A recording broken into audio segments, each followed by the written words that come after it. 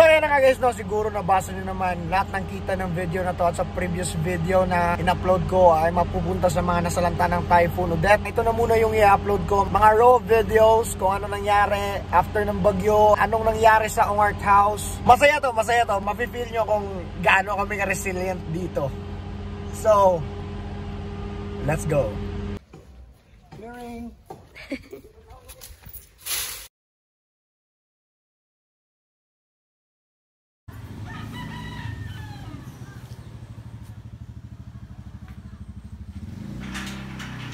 Bali ang tent, tutumba.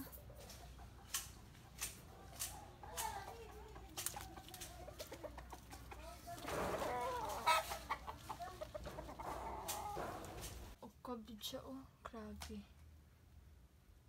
Uy, sa tanan.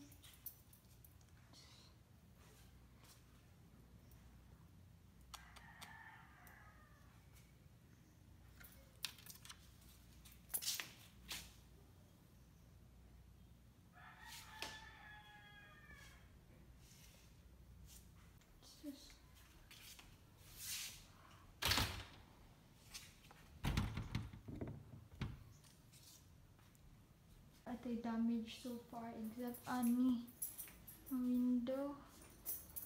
May tabula na basa din he. Para man ang taraang bildo. Tagakan. So yan guys, no, andito ako sa Ongart House at ito yung situation namin dito. Wait, makita ba? Parang hindi makita. Parang pag binuksan ko to, hindi makikita ba to? Yan.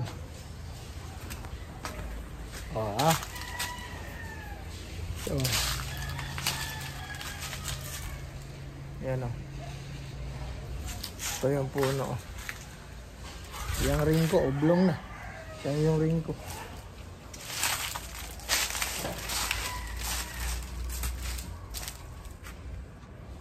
Ayan guys, dito yung situation namin sa Ongart House.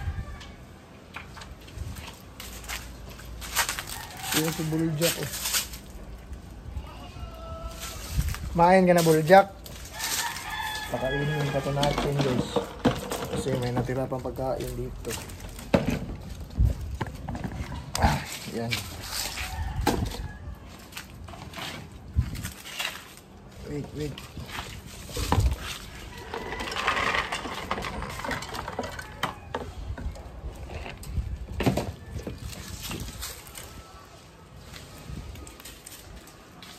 Yan o. Grabe oh. Ito yung situation namin sa Cebu guys.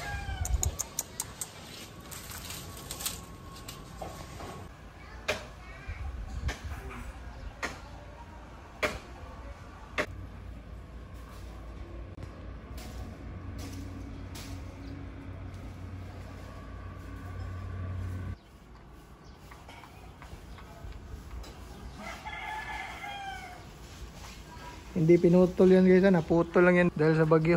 Naputol lang yan. The next day.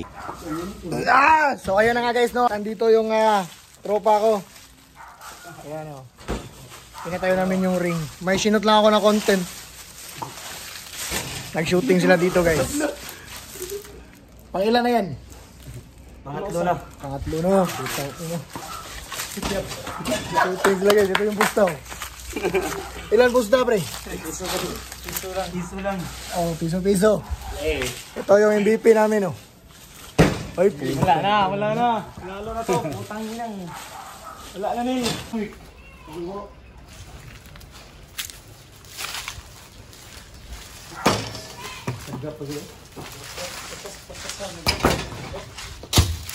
Kahit bagyo pre, ano masasabi mo pre? Putang ina, saya. Ang ina si Buljak! Buljak!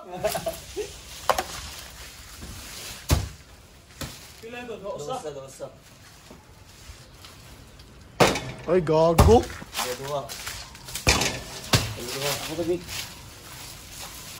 So yan guys, sinamahan nila ako dito sa Ongart House. No? At nag-shooting pa talaga yung mga gago. Ayan na, piso lang yung pusta eh, no? Ito pala yung damage ng Ongart House guys.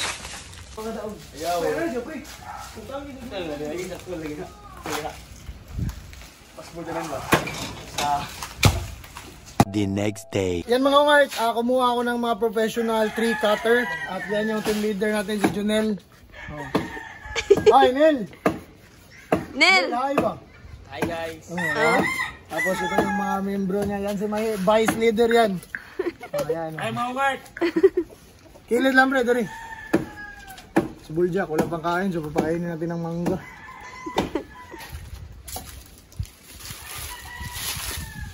Sali ka kukuha ng mangga.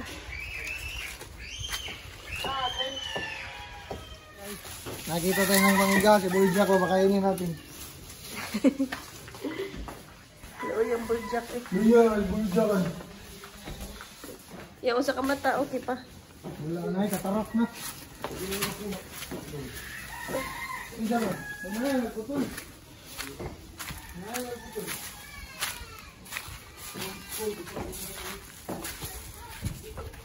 Buljak. Kaluoy. Manggaw.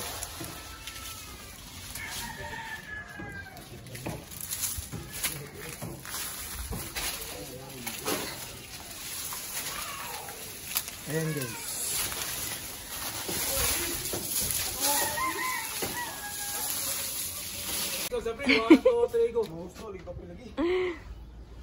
Mapil kang kahog. Clearing.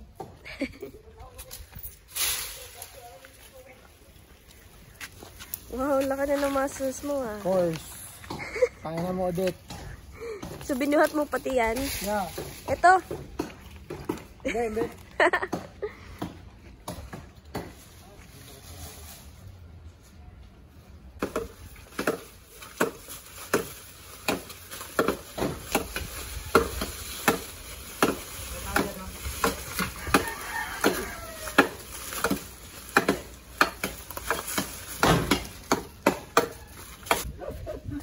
Naunsa mo?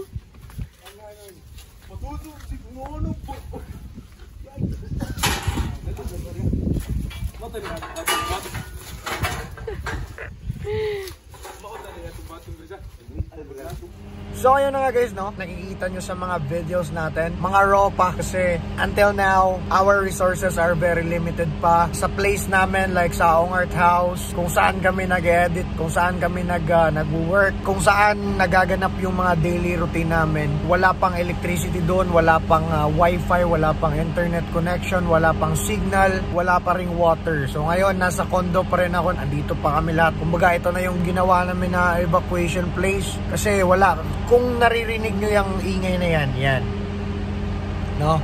Generator yan dito, no? Mag-on lang siya 4 hours a day para makaluto, maka-charge ng mga devices, no? Kasi nagsisave din ng fuel eh. So,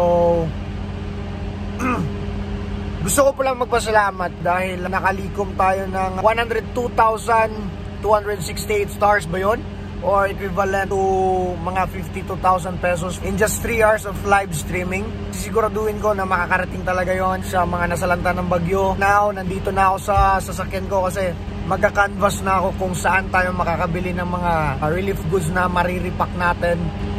At ayun, gusto ko rin magpasalamat ni Sir Chase Cocalyong kasi yung 52,000 na accumulate natin dahil sa live stream natin ay dodoblehin niya, no? Magsisend din siya ng another 52,000 at balita ko si Rich Iso kaya magdodonate din yon. Di pa namin alam kung ano yung final amount pero magdodonate din yon ng personal money niya. So ayan, tulong-tulong lang tayo. Ngayon kakagising ko lang, kakaisip ng mga new ideas.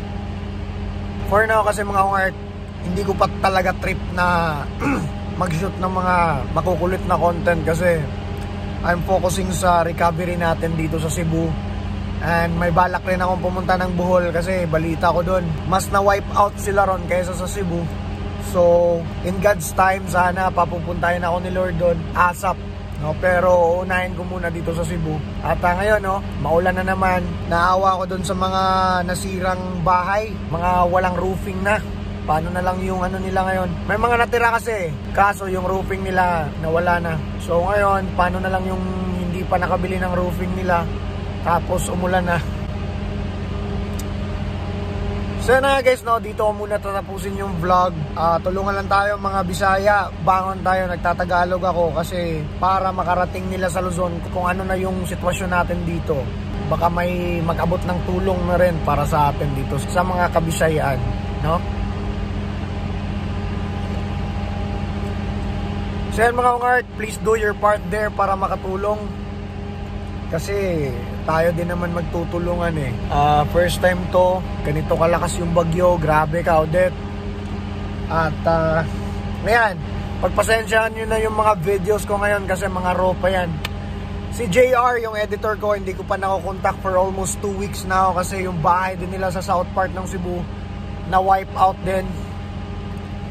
Ang sakit tignan, nagsend siya sa akin ng pictures. May balak din ako pumunta doon para bisitahin siya, si Jasro. Tapos sa mga nag-order pala ng shirts, pasensya na kung may konting kung mahaba-haba na yung maintenance natin, pero now medyo back on track na yung team ko. Bumili na lang ako ng yung portable wifi.